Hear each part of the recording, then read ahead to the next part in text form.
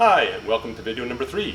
Today we're going to be talking about our response vehicle, affectionately known as the IRV. This vehicle maintains most of our rescue and search equipment that we would need on task, and so it's very efficient. When we do get called for a task, we don't have to start gathering things up from the hall.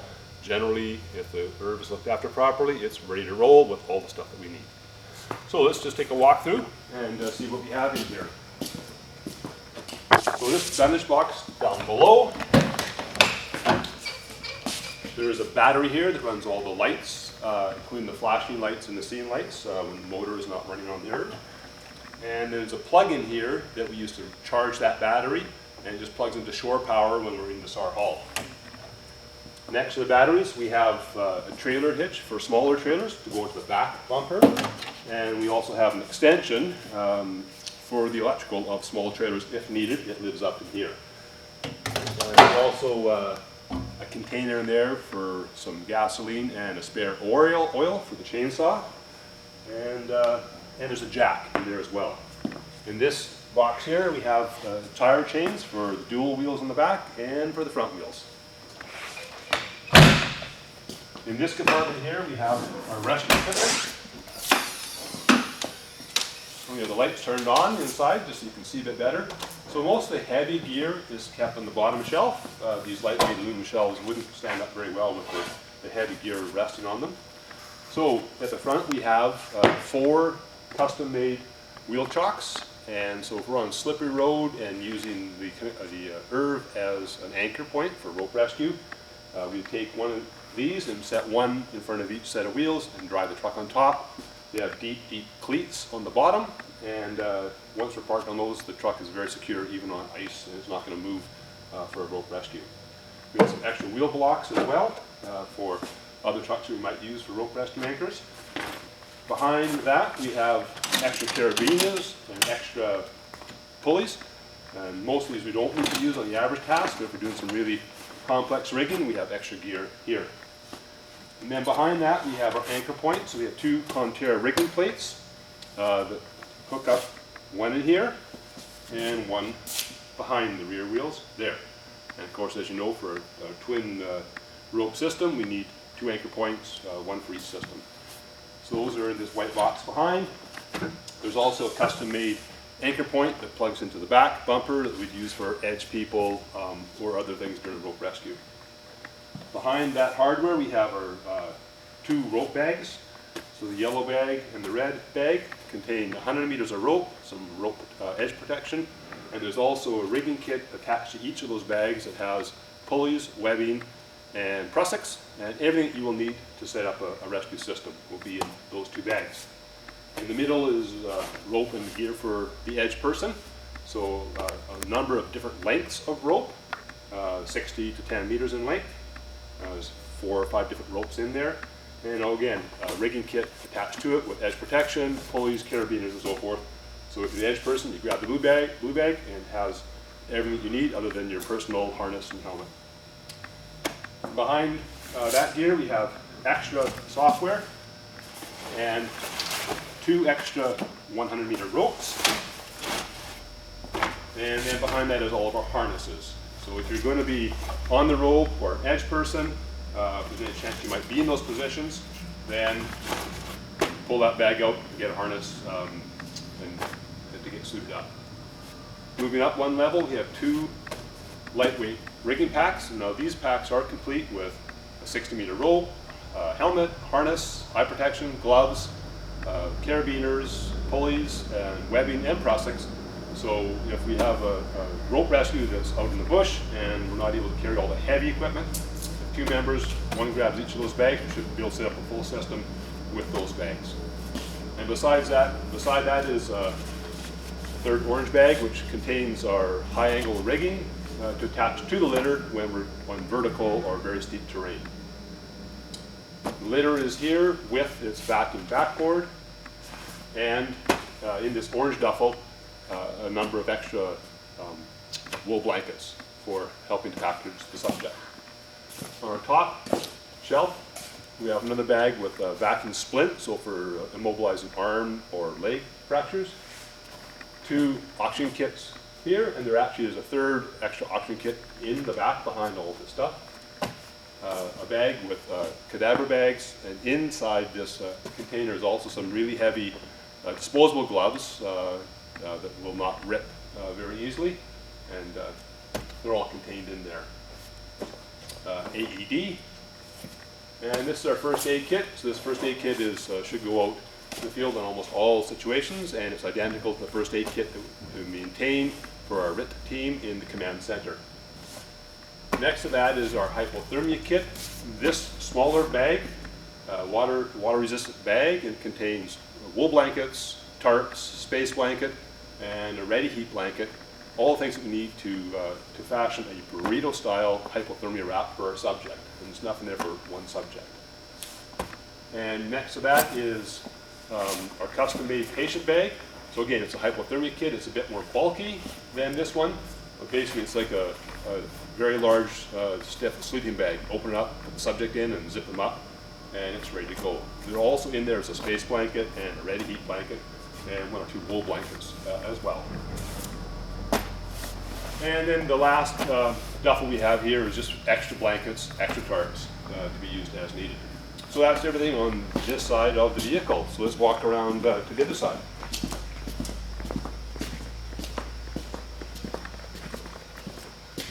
Now as we come around to the other side, behind the back seat of the IRV, we have a fire extinguisher, and there's also a pack with a laptop computer. We can use that laptop computer for downloading tracks and these things onto our GPSs while we're en route to a task. On the top row, from the front way to the back, is our off-road vehicle helmets. So for sledding, quadding, side-by-side operation, starting with extra large, moving to small at the back end.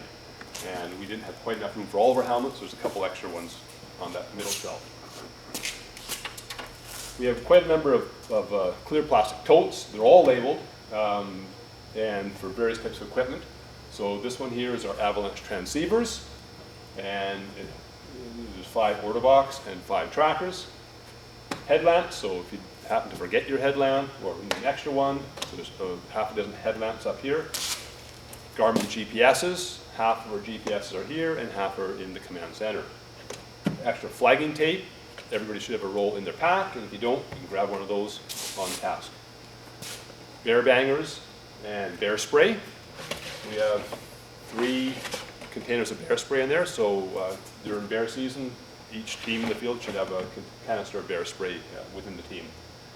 And then this tote for office equipment, we have extra batteries, USB charging cables, in-reach units, and a strong LED bright source light. This yellow thing is our Rico avalanche device, and the back is radio harnesses. So if you didn't have your radio in your pack and you want to have it on your chest somewhere, there's chest harnesses to hold your VHF radios.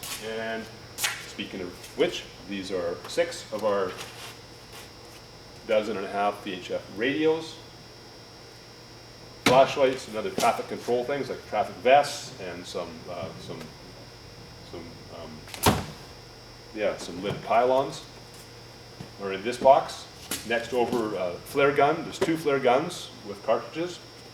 There's an air horn below it, and the very bottom one is just repair and extra gear, so extra things for the helmets and the snowshoes. This large tote contains PPE, so masks, earplugs, some safety vests, eye protection, and all that's in that PPE. And over the back we have just some forms, some office equipment, so pens and claim forms and that sort of thing. If we were on a rescue and didn't take our command center with us, then we should have enough forms in here to do what's required on scene.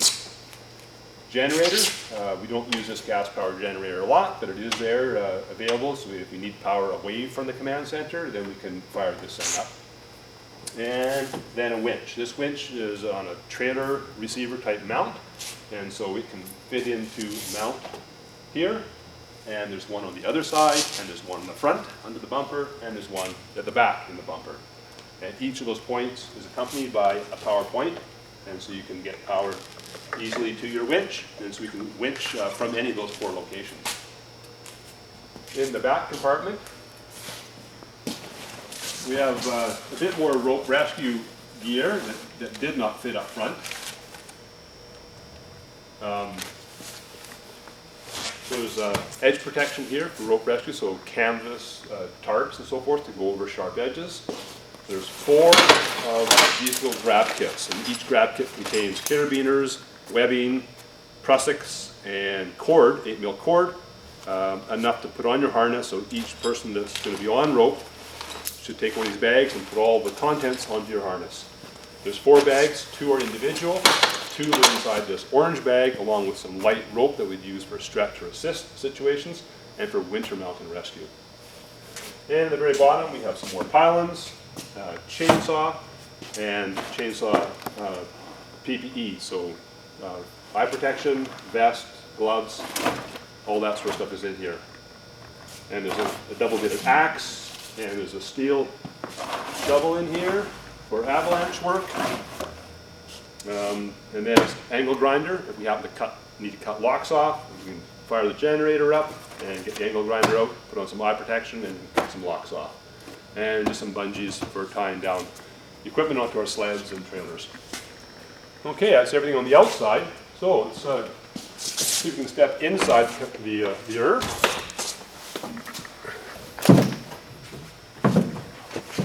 Come on in. So we have cargo nets that keep all this stuff from falling out in transit. As we get on scene, we can pull the cargo nets down. So in the winter time, we have all of our winter gears up here. So we have 6 or 8 flotation avalanche bags.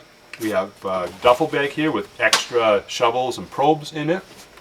And each of these avalanche bags comes equipped with a shovel and a probe and a few other bits of safety gear. The peeps, the avalanche transceivers, are not in these bags. They were up front. We showed you those earlier.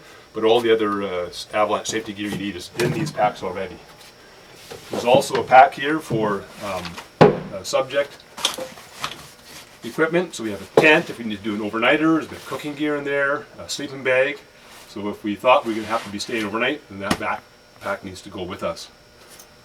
Our split litter is up here, so if we wanted to get a litter into the backcountry, we can carry that litter on somebody's backpack, and we can pull that along the snow like a sled as well.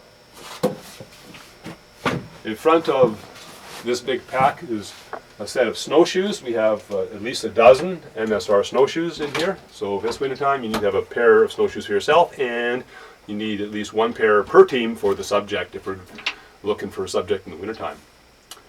And this is all our ice rescue equipment in these yellow bags. And that's everything on this side here, other than this big yellow toboggan. And this toboggan lives in here in the wintertime, but we'll soon be leaving. We don't need it in the summer, but it's just for transport of gear in the wintertime up onto our sledding areas. On the other side, we have some of our sandwich boards that we'll use for marking highways where we have decision points where we turn off the highway, and if a logging road splits and we want to go to the left or the right, then we'll put those up to indicate the direction for people following behind us. In front of that is some riding armor, so plastic armor for when we're riding, operating our side-by-sides or quads, and extra PFDs. This is a tent awning, and then a small little enclosure that can give us some privacy around the little outhouse, that sort of thing. And then extra jackets and so forth that we might want for the subject or for convergence if need be. And then there's a little bit of Gatorade and water right in the very back. And moving up to the front, it's a bit of a jumble up here, but we'll organize things a bit better once the toboggan gets out. We have extra helmets in here, and there's a big blue tote that has extra helmets. There's a great big blue tote in the back that has our wheel and harness for the litter. And so if you want to use a litter wheel, it's in that large tote in the back. Up here, there's half a dozen Swiftwater rescue kits, and each duffel is a complete kit with PFD, dry suit, helmet, on and on. And then underneath that will be other Swiftwater rescue gear, Swiftwater floating ropes, and that sort of thing. Yeah, and that's got everything inside the IRV. Thank you for watching.